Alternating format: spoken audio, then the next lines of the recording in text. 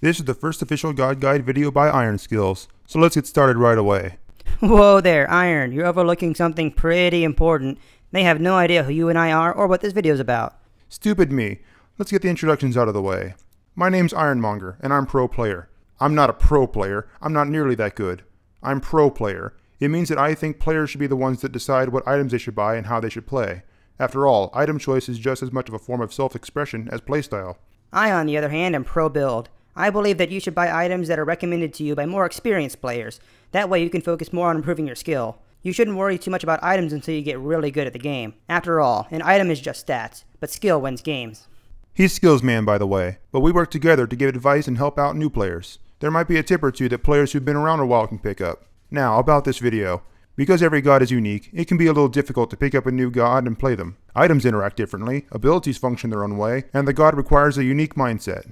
That's why we're going to make 2 videos for every god, one by one. The first part is all about the god, so it covers their abilities, strengths, and weaknesses. The second video, though, is about the items and playstyle. We plan to discuss what items are good and bad on the particular god, and help you pick your build. Or convince you to use a time-tested build. That too. Anyways, once you've figured out your items, you'll need to know what to do during the match. Part 2 will focus more on lane and team dynamics, as well as what to do in team fights and when you're dueling over objectives. Alright, I know I brought it up, but we should get started soon, right? We've been at this for a while, and they don't even know which god we're doing first. You're right. Well, how about Janus? We both love him, and he's a really interesting mage. I have no objections. Where should we start? I vote we start with the abilities. I second that. Let's start with his passive. It's called Passages, and it's really handy. Janus can create portals as well as lines on the ground called thresholds. If he goes through one of his portals or walks over one of his thresholds, his next offensive ability gains 25% more of his magical power. If that doesn't make sense, let me give you a quick example. If his ability does 200 damage plus 75% of his magical power, it will instead do 200 damage plus 100% of his magical power. The base damage doesn't go up, but he draws more power from items. It's a simple passive, but often it's the simple passives that you enjoy the most. Moving on, we have his first ability, Portal. It does one of 2 things, depending on where you put the ground circle targeter. If you place it on a wall, you can travel to the other side of that wall very quickly, making Janus one of the most mobile mages in Smite. It's super useful, but it's a one-use portal. If you find an enemy on the other side, you can't go back through. There is something I'd like to highlight. This portal is not only for Janus. While it is a one-time use portal, it can be used by any ally. If an ally is in trouble, you can help them escape by letting them use it instead of you. This is also a message for those with Janus on your team, even if you aren't playing as him. The other way you can use this ability is by placing it on the ground. In this scenario, any enemy that walks over it before it disappears will be portaled above the battlefield and take damage when they fall out of the sky. It's not just enemies though. Janus can use it to fall out of the sky too, but he won't take any falling damage. You'll be surprised how much this saves your life, especially when an assassin gets up close. One of the best ways to use this ability is alongside Unstable Vortex, his second ability. We haven't covered that yet, so let's do that now. Right. Unstable Vortex is a simple ability with an unusual pattern. When fired, it makes an 8, but it doesn't cross in the middle. You can hit an enemy with either vortex to damage them, but it's possible to hit them with both. If you pull this off, the second vortex will only do 30% of the listed damage alongside the full damage of the first one. We can't make it overpowered, can we? I mentioned a few seconds ago that Portal and Unstable Vortex go really well together. Here's why. Although an enemy is invincible when falling out of the sky from Portal, they can be hit the instant they land. Because they cannot control their god until they touch the ground, you can fire Unstable Vortex so that they are forced to be hit by both. This not only strengthens Unstable Vortex, it acts as one of Janus' most common and powerful combos, as both abilities cause damage. You'll want to practice this combo until it feels natural. His third ability is called Threshold. Janus makes a line on the ground that affects everything that passes over it. It also has a passive that makes Janus, allied gods, and allied minions run faster when they cross one of his thresholds or go through one of his portals. It also triggers his passive, so crossing over it before using Portal and Unstable Vortex will add some extra power. It has a pretty nasty debuff for enemies too. Enemies are slowed and they take extra damage from his abilities for the next 3 seconds. This damage is determined by the rank of the ability, but at max rank, the extra damage is equal to 60% of Janus' magical power. This means if you can force an enemy to cross over your threshold, you cross your threshold as well, and you land your combo all in 3 seconds, you can deal an insane amount of damage. As insane as the damage is, it's hard to pull off, but that's how you can tell an okay Janus from a great one. Last on the list is Janus' ultimate, Through Space and Time. Janus begins by charging for a brief time, during which crowd control such as stuns have no effect on him. Once done, he fires a portal that damages every enemy it hits as it flies the length of the map.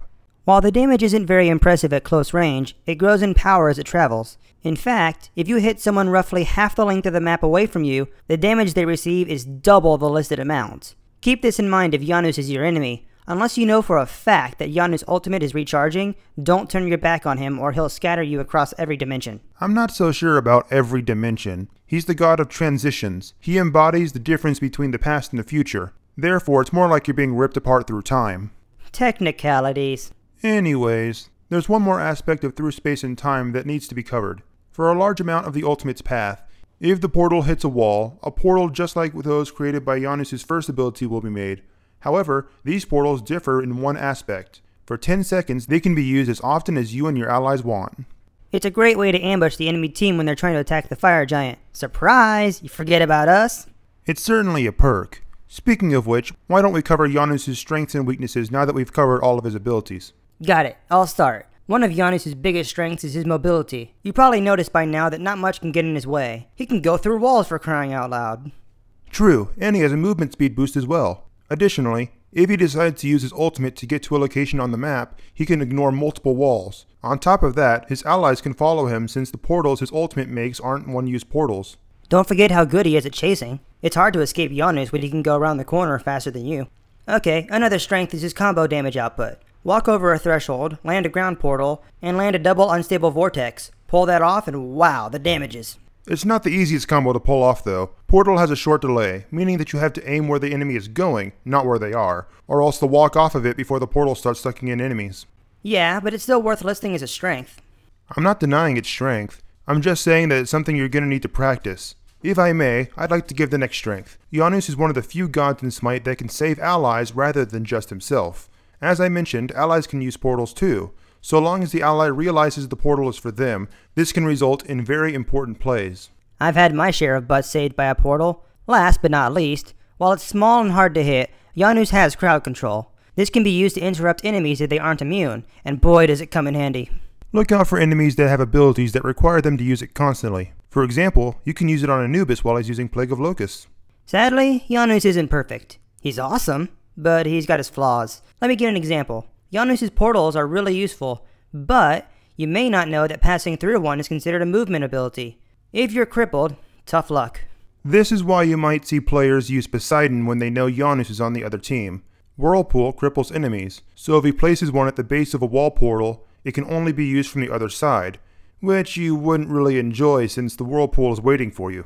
On that note, Janus is actually pretty predictable. If you've ever played against one and you saw a portal suddenly pop up on the wall, the first thought you probably had was, Janus is going to be here any second, so he loses the element of surprise. This is even more true for through space and time.